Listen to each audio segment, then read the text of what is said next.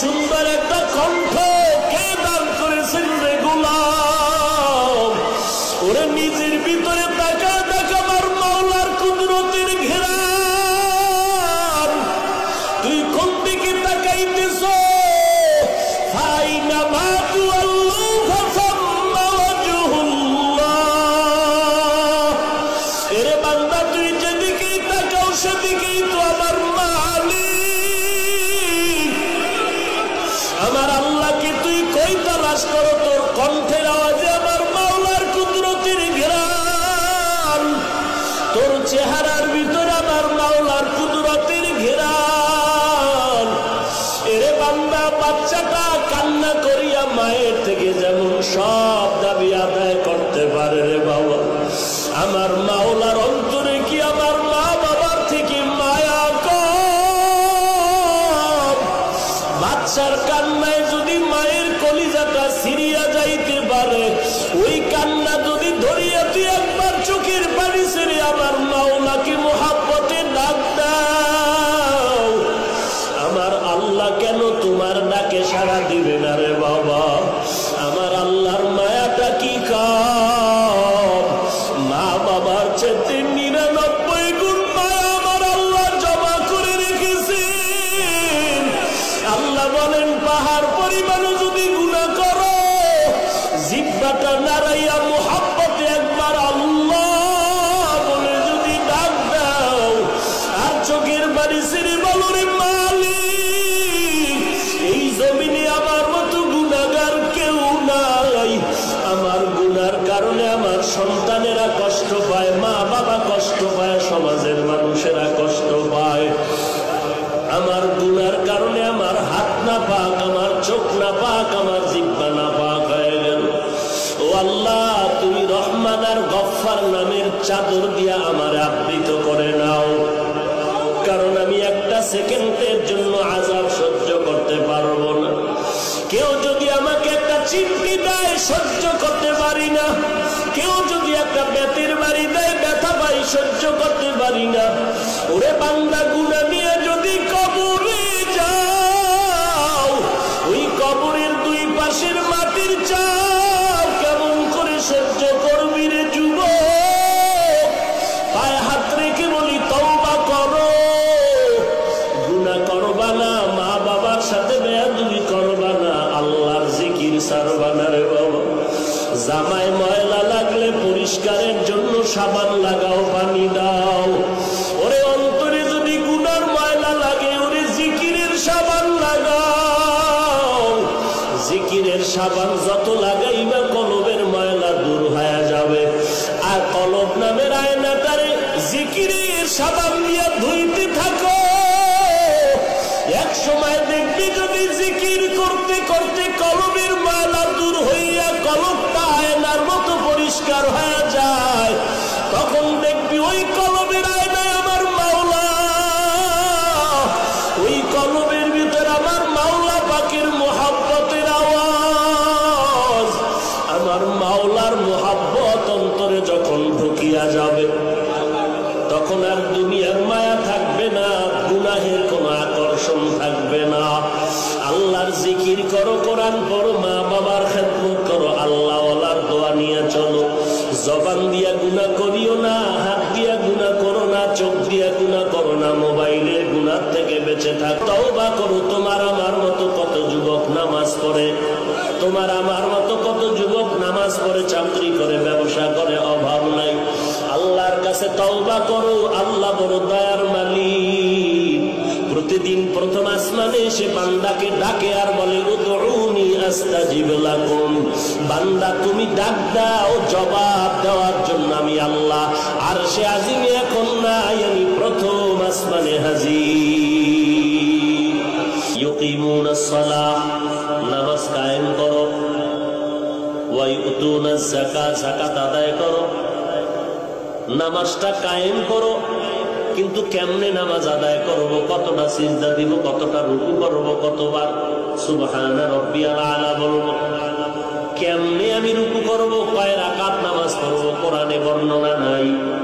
আল্লাহ বলেন, এর উম্মতের দল, হে বান্দা, ইবাদতের হুকুম আমি আল্লাহ দিলাম, ইবাদত ছাড়া আমি আল্লাহর পরিচয় হবে না।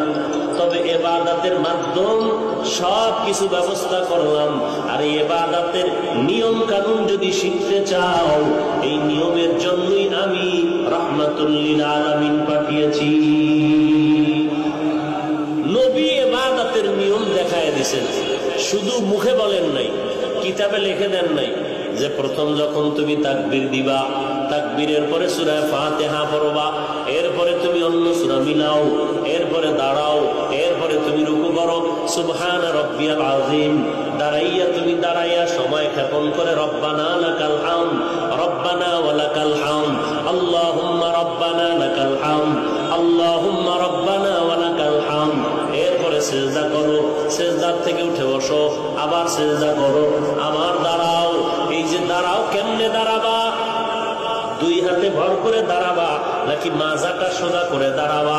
এটা কিতাব পড়লে পাওয়া যাবে না, বুঝাও যাবে না। বুঝার জন্য প্র্যাকটিক্যাল মাস্টার লাগবে, মাস্টার। এরে নবীর উম্মতের দল, এই প্র্যাকটিক্যাল মাস্টার আল্লাহ পর্যন্ত ইবাদতের নিয়ম পদ্ধতি শেখানোর জন্য প্র্যাকটিক্যাল মাস্টার হলেন আমার পয়গম্বর।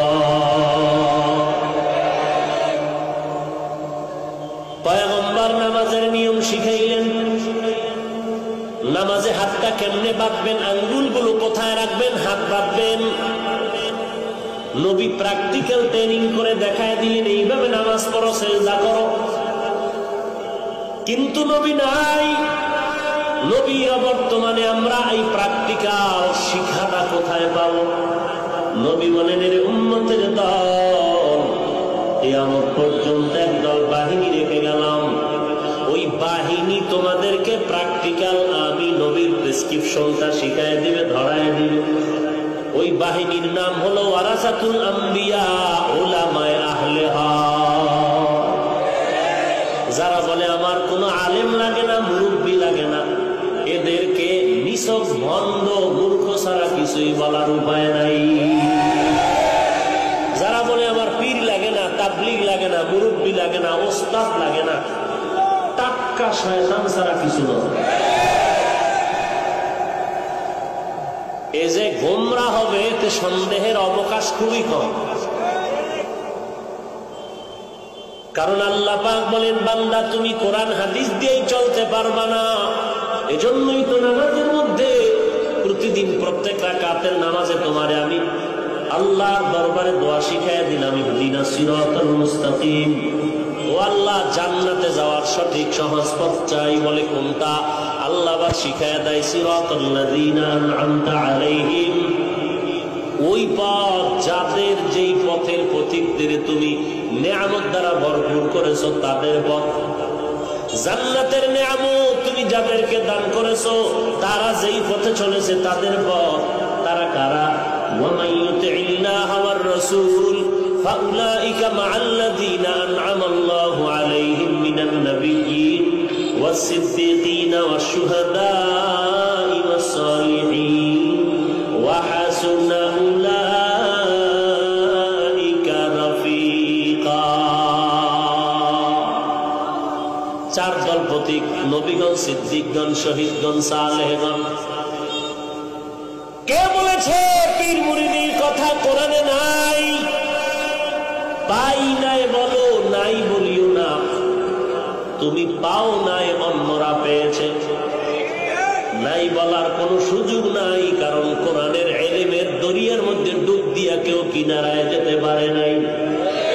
ইলমে রা'জাজ করদান বেহিসাব, খলকে রাদান জওয়াবে বাসওয়াব, আপনা দারত দুস্তে খলকা জারেরা, লিস্তে ই খসলত কে দিনদারেরা। এরে বান্দা, আমি আল্লাহ তোমাকে বড় আদর করে ডাকলাম, তোমরা আমারই বান্দা। শুধু বান্দা বলে নাই, বলেছেন ইবাদি। তোমরা আমি আল্লাহর প্রিয় বান্দা, আর কারো বান্দা না। ওরে হিন্দু ধর্মের পাগল, 33 কোটি দেবদেবীর পূজা করো, যাই করো না কেন, কেউ তোমারে বানায় না, বানানোওয়ালা আমি একমাত্র আল্লাহ। অখ্রিস্টান ধর্মের মানুষ, যতই তুমি খ্রিস্টান ধর্ম পালন করো আর যেদিকেই দৌড়াও, তোমার বানানোওয়ালা ঈসা নবী না, কে বানিয়েছেন? লাম ইয়ালিদ লাম ইউলাদে উলাইকাস ওয়ালিদ মাউলুদেরাউ খালেকাস। আল্লাহ হলেন খালেক আর সব হলো মাখলুকাত। এর নবীর আশিক আল্লাহ এমন মুহাব্বতের নজরে ডাকলেন, তোমরা আমারই বান্দা। ইয়া ইবাদি, ইয়া নিসবতি লাগায় বললেন তোমরা আমার বান্দা, আর কারো বান্দা না। আমি আল্লাহ তোমাদের বানাইছি, শুধু বানাই নাই, তাকায় দেখ আমি আল্লাহ কেমন কারিগর। আমি আল্লাহর দরবারে তোদের ডাকতেছি, কারণ মুরগির বাচ্চাগুলো যখন দৌড়াদৌড়ি করে, মা ডানা মেলিয়া বাচ্চাদের ডাকে আর কয় তাড়াতাড়ি আমার ডানার ভেতরে আয়, কারণ তোরা খেলার মজা পায় যদি দূরে থাকো, উপরে কিন্তু তোদের দুশ্মনরা তাকায় আছে, আঘাত করে তোরে নিয়ে যাবে, আর ধরে রাখা যাবে না রে সন্তান। আল্লাহ ডাকেন আর বলেন, ও গোলাম, গজবের ওই আড়াল থেকে ফিরে আয়, কারণ গজবের থেকে আমি আল্লাহর রহমত অনেক বড়। রহমতের ছায়ায় ফিরে আয়। রহমতের কোলে ফিরে আসার মাঝখানে একটা গুনার পর্দা আছে, তুই গুনার পর্দা লাগাইস। এই পর্দাটারে যদি তুই ভাঙতে চাও, ওই পর্দা ভাঙ্গার একমাত্র মেডিসিন হলো কান্নাওয়ালা তওবা। গুনাহ ছেড়ে আমার দরবারে ফিরে আয়। আমি আল্লাহ কেমন মায়া করি জানো? বান্দা তুই 1 বিঘা আগাবি, আমি আল্লাহর রহমত তোর দিকে 1 হাত আগায় যাব। ও বান্দা তুই 1 হাত আগায় যাবি, আমি আল্লাহর রহমত তোমার দিকে 2 হাত আগায় যাব। বান্দা তুমি হেঁটে হেঁটে আগাইবা, আমি আল্লাহর রহমত তোমার দিকে দ্রুত গতিতে দৌড়াতে থাকবে। অতএব আমি আল্লাহর কি পরিমাণ মায়া, আমি আল্লাহ তোরে এত সুন্দর করে বানাইছি, চাই না আমার বানানো বান্দাটা আগুনে পুড়িয়া ছাই হয়ে যাবে। কারণ আমি আল্লাহ জানি জাহান্নামের 1 সেকেন্ডের আযাব তুই সহ্য করতে পারবি না। অতএব বান্দা ফিরে আয়, আমি আল্লাহ তোর জন্য এত সুন্দর এক আরামের জান্নাত বানাইছি, যেখানে ডুববি জীবনে আর বের হওয়ার কথাও মনে আসবে না। ওই জান্নাত যদি পেতে চাও, যারা অন্যায় করেছো, শয়তানের ধোকায় পড়ে গুনাহ করেছো, আমি আল্লাহ তাকায় আছি, বান্দা তাড়াতাড়ি তওবা করে নাও। তওবা করতে দেরি হবে, আমি আল্লাহ তোমার গুনাহ মাফ করতে দেরি করব না। আমি আল্লাহর এত মায়া, তোমাকে আমি কিন্তু 1 ফোঁটা নাপাক পানি দিয়ে মায়ের গর্ভে বানাই না। 1 ফোঁটা নাপাক পানিটারে ফেরেশতা দিয়া 40 দিন মন্থন করে রক্ত গোশত হাড্ডি দিয়া সুন্দর একটা স্ট্রাকচার তৈরি করলাম। আমি আল্লাহ তোমার জাহান্নামে দিতে চাই না কেন? তুমি আমার আদরের গোলাম, এত সুন্দর করে তোরে বানাইছি। আসমানও আমি বানাইছি, জমিনও আমি বানাইলাম, পাহাড় বানাইলাম, সূর্য বানাইলাম। আসমানদারে এত সুন্দর করে বানাই নাই রে মানুষ, বান্দা তোরে আমি এত সুন্দর করে বানাইছি। সূর্যটারে আমি আল্লাহ এত সুন্দর করে বানাই নাই, আমি আল্লাহ মানুষটা এত সুন্দর করে বানাইলাম। তোর জন্মের সূত্র নাপাক পানি, অথচ তোর দাম কত তুই দেখ। এত সম্মান তুই পাইলি, দুনিয়ার সব এক পালায় দিলেও তোমার সম্মানের সমতুল্য হবে না। আমি আল্লাহ মায়ের গর্ভে এত সুন্দর করে তোমারে বানাইলাম, আসমানও বানাইলাম, জমিন বানাইলাম, পাহাড় পর্বত সব বানাইলাম। সব আমি আল্লাহ বানায় বলি নাই আমার আসমান, আমার জমিন, আমার চাঁদ, আমার সূর্য। বান্দাও বানাইছি আমি, সূর্য বানাইছি আমি। সূর্যটারে বলি না আমার সূর্য, শুধু বান্দা তোদেরকে বললাম তোরা আমার। সূর্য বানাইছি আমি কিন্তু বলি না আমার সূর্য, পাহাড় বানাইছি আমি বলি না আমার পাহাড়। কেন? বলে ওগুলো আমার জন্য বানাই নাই। পাহাড় আমি বানাইছি আমার জন্য না, সব বানাইলাম তোমার জন্য। আর তোর মতো বান্দাটারে বানাইলাম আমি আল্লাহর গোলামি করার জন্য। আমি আল্লাহর ইবাদতের জন্য বান্দা তোমাকে বানাইলাম। এজন্য বললাম তোমরা আমার বান্দা। আমার বান্দা তোমরা জাহান্নামে যাইবা আমি আল্লাহ সহ্য করতে পারবো না, কারণ আমি আল্লাহ বড় মুহাব্বত করে তোমাদের বানাইছি। কেমন মুহাব্বত? মায়ের গর্ভের ভিতরে যখন আমি আল্লাহ তোমারে প্যাকেট করে দিলাম, এক বিন্দু ছিদ্র নাই, অক্সিজেন ঢোকার কোনো কায়দা নাই। এখন যদি 1 মিনিট তোমার নাক আর জবানটারে আটকায় রাখা হয়, তুমি মরে যাইবে, অক্সিজেন বন্ধ। কিন্তু একবারও কি তাকায় দেখছো? মায়ের গর্ভে প্যাকেটের উপরে প্যাকেট, প্যাকেটের উপরে প্যাকেট দিয়ে কেমন করে আটকায় দিলাম, এক বিন্দু বাতাস ঢোকার কোনো সুযোগ নাই। আবার যখন রুহুটা দিলাম, ভেতরে তোমার নড়াচড়া শুরু হয়ে গেল, ক্ষুধা লাগছে, খানাও আমি আল্লাহ দিয়ে দিলাম। দুনিয়াতে যখন আসার সময় হয়ে গেল, দুনিয়াতে এসে তুমি ভাত ফল খেতে পারবা না। তোমার মাও তোমার জন্য আলাদা খানা তৈরি করে নাই, তোমার বাবা তোমার জন্য আলাদা খানা তৈরি করে নাই। আমি আল্লাহ এমন সুন্দর খানা বানাইলাম, তোমার মায়ের স্তনে ফ্লাক্স তৈরি করে দিলাম। দুনিয়ার মানুষ ফ্লাক্স বানায়, গরম পানি, গরম চা, গরম দুধ 24 ঘন্টার বেশি গ্যারান্টি দেয়। কিন্তু আমি আল্লাহ কেমন দয়ার মালিক! আমি আল্লাহ তোর মায়ের স্তন এমন একটা কুদরতের ফ্লাক্স বানায় দিলাম, 2টা বছর পর্যন্ত মায়ের স্তনের দুধ পান করবি, একটা সেকেন্ডের জন্য কখনো মায়ের দুধ নষ্ট হবে না। এরপরে বান্দা তাকায় দেখছো নি, তৈলের ফ্যাক্টরি থেকে কখনো লবণ বের হয় না, লবণের ফ্যাক্টরি থেকে তৈল আসে। আর আমি আল্লাহ কেমন কারিগর, তাকায় দেখ, মা একটা ফ্যাক্টরির থেকে 10টা সন্তান বের করেছি, 10টা সন্তান পাঠায় দিলাম, 5টা ছেলে 5টা মেয়ে, একজনের চেহারার সাথে আর একজনের চেহারার মিল নেই, একজনের কণ্ঠের সাথে আর একজনের কণ্ঠের কোনো মিল নাই।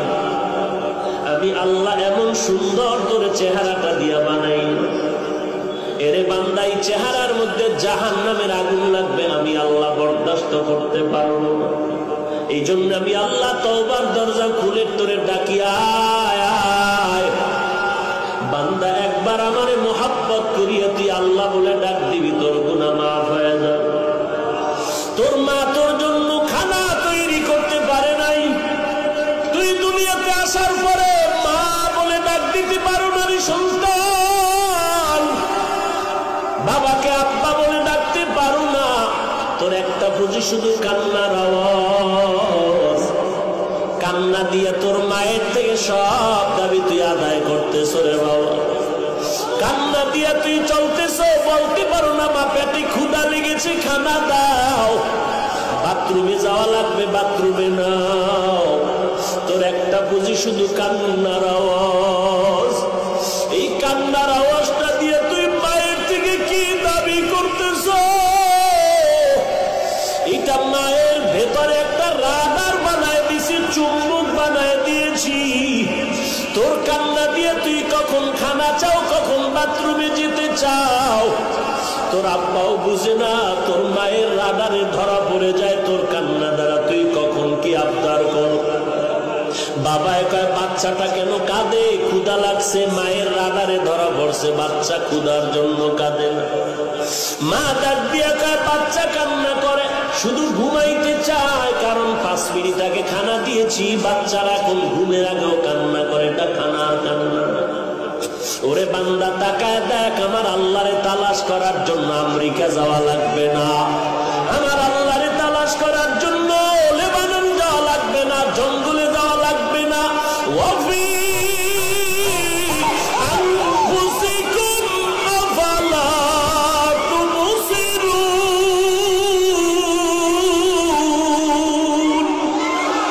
এরে বান্দা তুই নিজের দিকে তাকাইয়া দেখ, তোর এমন সুন্দর চেহারাটা কে বানাইছে? তোর এত সুন্দর একটা কণ্ঠ কে দান করেছেন রে গোলাম? ওরে নিজের ভিতরে তাকা দেখ, আমার মাওলার কুদরতের ঘেরান।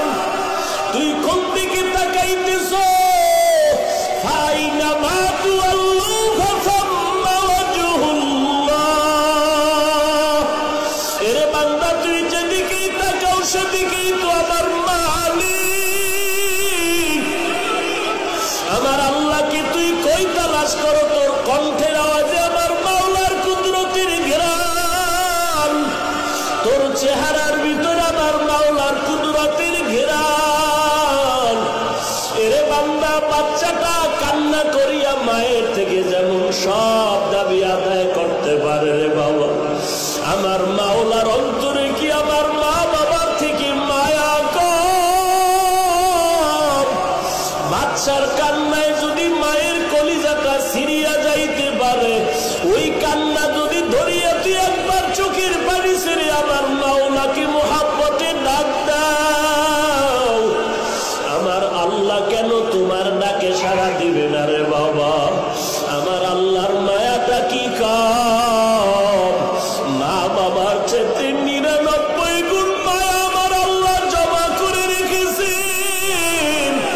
আল্লাহ বলেন, পাহাড় পরিমাণও যদি গুনাহ করো, জিহ্বাটা নাড়াইয়া মুহাব্বতে একবার আল্লাহ বলে যদি ডাক দাও, আর চোখের বাড়ি ছেড়ে বলো রে মালিক, এই জমিনে আমার মতো গুনাহগার কেউ নাই। আমার গুনার কারণে আমার সন্তানেরা কষ্ট পায়, মা বাবা কষ্ট পায়, সমাজের মানুষেরা কষ্ট পায়। আমার গুনার কারণে আমার হাত না পাক, আমার চোখ না পাক, আমার জিহ্বা না পাক হয়ে গেল। ও আল্লাহ, তুমি রহমান আর গফফার নামের চাদর দিয়া আমার আবৃত করে নাও, কারণ আমি একটা সেকেন্ডের জন্য আযাব সহ্য করতে পারবো না। কেউ যদি আমাকে একটা চিমটি দেয় সহ্য করতে পারি না, কেউ যদি একটা বেতের বাড়ি দেয় ব্যথা পাই সহ্য করতে পারি না। ওরে বান্দা, গুনাহ নিয়ে যদি কবরে যাও, ওই কবরের দুই পাশের মাটির চাপ কেমন করে সহ্য করবি রে যুবক? পায়ে হাত রেখে বলি, তওবা করো, গুনাহ করবা না, মা বাবার সাথে বেয়াদবি করবা না, আল্লাহর জিকির ছাড়বা না রে বাবা। জামায় ময়লা লাগলে পরিষ্কারের জন্য সাবান লাগাও, পানি দাও। ওরে অন্তরে যদি গুনার ময়লা লাগে, ওরে জিকিরের সাবান লাগাও। জিকিরের সাবান যত লাগাইবা কলবের ময়লা দূর হয়ে যাবে। আর কলব নামের আয়নাটারে জিকিরের সাবান দিয়ে ধুইতে থাকো। এক সময় দেখবি যদি জিকির করতে করতে কলবের ময়লা দূর হইয়া কলবটা আয়নার মতো পরিষ্কার হয়ে যায়, তখন দেখবি ওই কলবের আয়নায় আমার মাওলা, ওই কলবের ভিতরে আমার মাওলা পাকের মুহাব্বতের আওয়াজ। আমার মাওলার মুহাব্বত অন্তরে যখন ঢুকিয়া যাবে, তখন আর দুনিয়ার মায়া থাকবে না, গুনাহের কোনো আকর্ষণ থাকবে না। আল্লাহর জিকির করো, কোরআন পড়ো, মা বাবার খেদমত করো, আল্লাহ ওয়ালার দোয়া নিয়ে চলো। জবান দিয়া গুনাহ করিও না, হাত দিয়া গুনাহ করো না, চোখ দিয়া গুনাহ করো না, মোবাইলের গুনাহ থেকে বেঁচে থাকো, তওবা করো। তোমার আমার মতো কত যুবক নামাজ পড়ে, তোমার আমার মতো কত যুবক নামাজ পড়ে, চাকরি করে, ব্যবসা করে, অভাব নাই। আল্লাহর কাছে তওবা করো, আল্লাহ বড় দয়ার মালিক। প্রতিদিন প্রথম আসমানে এসে বান্দাকে ডাকে আর বলে, উদউনি আস্তাজিব লাকুম। বান্দা তুমি ডাক দাও, জবাব দেওয়ার জন্য আমি আল্লাহ আরশে আজিমে এখন নাই, আমি প্রথম আসমানে হাজির। ওই আল্লাহকে তুমি মুহাব্বতের নজরে যদি ডাকতে পারো, জীবনের সব গুনাহ আমার আল্লাহ মাফ করে দিবেন। ও দয়ার মালিক, তাকায় দেখেন এই ময়দানে আপনার বান্দাগুলো এত রাত পর্যন্ত কেন বসে আছে? একমাত্র জাহান্নামের আগুন থেকে নাজাত চাই রে আল্লাহ। কারণ ওই কবরের দুই পার্শ্বের মাটির চাপ সহ্য করতে পারবো না রে আল্লাহ, জাহান্নামের আগুনের গরম সহ্য করতে পারবো না রে মালিক। শয়তানির ধোঁকায় পড়ে গুনাহ করেছি, মাফ করে দাও। খাঁটি অন্তরে তওবা করার তৌফিক দান করো, তওবার উপরে মজবুত হয়ে চলার তৌফিক দান করেন, আমিন।